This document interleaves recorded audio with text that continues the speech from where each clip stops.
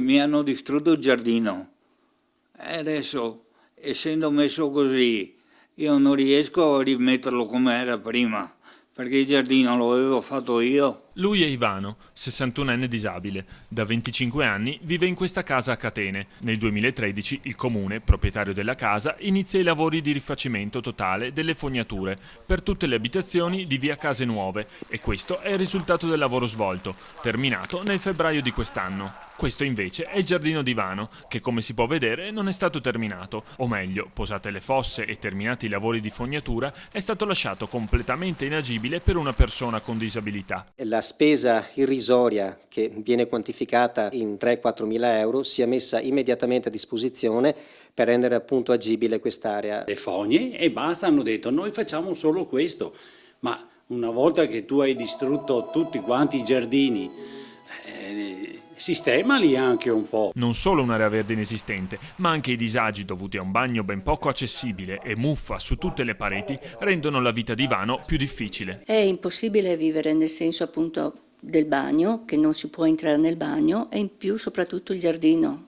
Anche stendere il bucato non si può perché è tutto con fango, con un disagio. Noi abbiamo chiesto anche se era possibile un trasferimento a 3 civici più avanti, sempre in questa via, in questa zona, che abbiamo già visto dalla casa.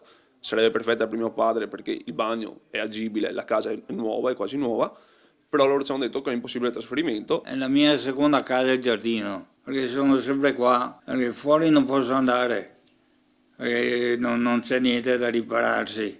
Quando invece avevamo il gazebo, c'erano il gazebo, facevo le mie cose,